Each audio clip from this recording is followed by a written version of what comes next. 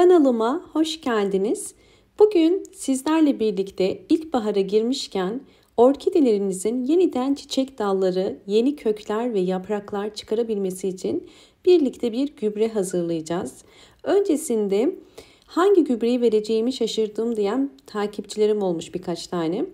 Burada bir açıklık getirmek istiyorum. Orkidelerinize belirli aralıklarla gübre kullanıyoruz. Neden bu kadar farklı tarifler veriyorum size? Çünkü her kullandığımız bir besinin içerisinde farklı vitaminler var. Mesela muz kabuğu suyu veriyorsanız muz kabuğu suyu içerisinde bol miktarda potasyum var. Bunu bugün veriyorsanız eğer 2 hafta sonra farklı bir besin vermeniz gerekiyor. 2 hafta sonra bir pirinç suyu verebilirsiniz. Bu pirinç suyunun içerisinde de bol miktarda B1, B2, fosfor vitaminleri olduğu için bu da yine orkidelerimize farklı bir büyümesi için farklı bir vitaminler verecektir. 2 hafta sonra başka bir vitamin, aloe vera kürü verebilirsiniz. Yani ben bu karışımları sürekli dönüşümlü olarak veriyorum. Hepsini aynı gün kesinlikle vermiyorum. Her bir vermiş olduğum gübrenin orkideler için inanılmaz faydaları oluyor. Ve arada da mutlaka köklerine bakarak kökleri beyaza döndükçe de normal sulama yapmayı unutmayın. Bu vermiş olduğumuz vitaminler sadece orkidelerin gelişimi için ve ortalama olarak toplamda 5 yemek kaşığı genelde veriyorum. Ve bunu 2 haftada bir değiştirerek veriyorum. Sizler de böyle dönüşümlü olarak 2 haftada bir bu vitaminleri verebilirsiniz. Bugün yine sizlere orkideler için inanılmaz faydası olan yumurtadan da bahsetmek istiyorum. Yumurta kabuğu orkideler için inanılmaz faydalı. Yumurta kabuklarını ben iyice yıkıyorum ve yıkadıktan sonra bakın içerisindeki o jelli kısım gidiyor. Daha sonra bunları bir peçete üzerinde kurutuyorum ve bu şekilde şişelere koyup saklıyorum.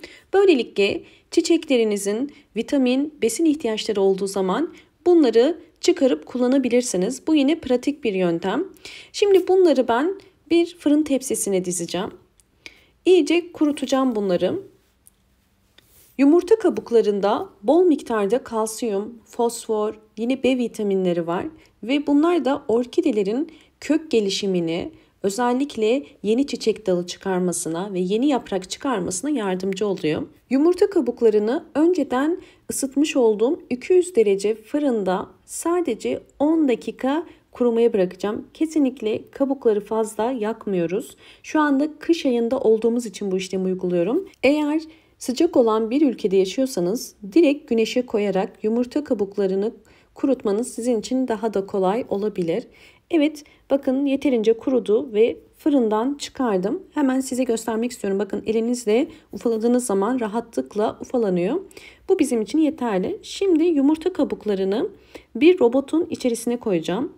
Bütün yumurta kabuklarını robotun içerisine koyup burada toz haline gelinceye kadar çekeceğim.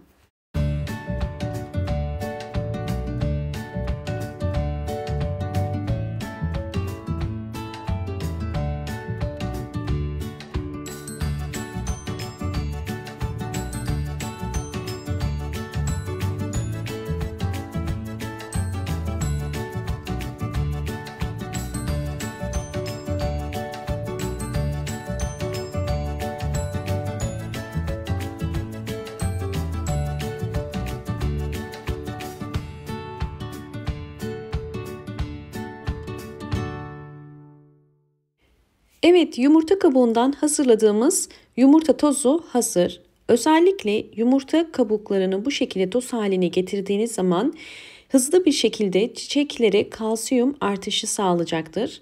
Normal yumurta suyundan daha da hızlı çiçeklerinizin kalsiyum ihtiyacını sağlar. Böylelikle çiçekleriniz daha hızlı büyür. Bu karışımı sadece orkideler için değil, bütün çiçeklerinize kullanabilirsiniz. Çok faydasını göreceksinizdir. Şimdi sizlere nasıl hazırlayacağımı da göstermek istiyorum. Öncesinde eğer videomu buraya kadar izlediyseniz ve videomu beğendiyseniz hemen beğen tuşuna basıp kanalıma abone değilseniz bana destek olmak için abone olursanız mutlu olurum. Yumurta kabuklarını bu şekilde toz haline getirdikten sonra bir şişenin içerisine koyup aylarca bunu saklayabilirsiniz ve ihtiyaç oldukça da çiçekleriniz için pratik bir şekilde kullanabilirsiniz.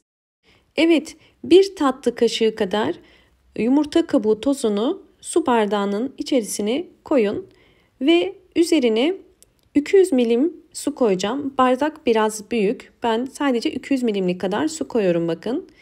Özellikle kaynar su koydum ki içerisindeki vitaminler daha hızlı suyun içerisine geçsin. Ve bu suyun soğumasını bekleyeceğiz. Soğuduktan sonra çiçeklerimiz için kullanabiliriz. Evet, suyumuz soğudu bakın. Şimdi 200 milimlik suyu bakın çiçeklerime veriyorum. Her bir çiçek için 5 yemek kaşığı kadar idealdir. Daha fazlasını vermenize gerek yok. Bakın görüyorsunuz altında suyu birikiyor ve bu suyu ile akşama kadar bekletebilirsiniz. 5 yemek kaşığı kadar suyu zaten orkideler çekecektir. Özellikle bu karışımı kullanırken kullanım aralığı da önemli. 15 günde bir bu karışımı kullanabilirsiniz. Bakın 15 günde bir bu karışımı kullandığınız zaman şu anda görüyorsunuz yeni bir sürü kökler çıkardı orkidem. Orkidenin kök gelişimini hızlandırarak hızlı bir şekilde yaprak çıkarmasına ve çiçek dalı da çıkarmasına yardımcı oluyor bu karışım. Hemen size bakın çıkardı, çiçek dalını da gösteriyorum. Ve bu orkidenin 3 ay sonraki halini de özellikle sizlerle paylaşmak istedim. Düzenli olarak orkideleriniz için gübre kullandığınız zaman gördüğünüz üzere bol bol yeni kökler çıkarıyor. Evet, daha önceki halini göstermiştim. Bakın görüyorsunuz küçük olan kökler büyüdüler ve aynı zamanda yeni kökler çıkarmaya devam ediyor. Ve özellikle hava kökleri de bakın gördüğünüz üzere uçları yeşil, gelişimin gayet iyi olduğunu gösteriyor. Bu süreçte bakın 3 ay sonra yeni bir çiçek dalı çıkardım. Evet, yapraklar arasındaki farkı da görüyorsunuz. Eski yapraklar büyüdü ve gayet canlılar. Aynı zamanda yeni bir yaprak daha da çıkardım. Bir ana çiçek dalı çıkarmıştım ve çiçek dallarından da bakın bu boğum yerinden yine yeni bir çiçek dalı daha çıkardım. Bu yeni çıkan bir çiçek dalı yine.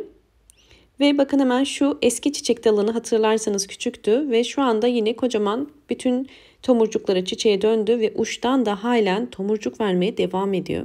Tabii bu süreçte bol ışık alan pencere kenarına yakın bir yere de koydum. Bakın sadece bol ışık alan diyorum. Bol güneş alan değil. İkisi kesinlikle farklı şeyler.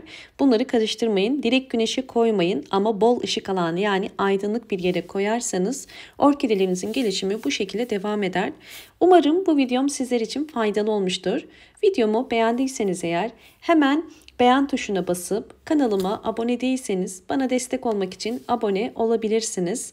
Bol bol yorumlar yapıp yorumlar kısmında da sorularınız varsa sorularınızı sorabilirsiniz. Hoşça kalın, sağlıkla kalın.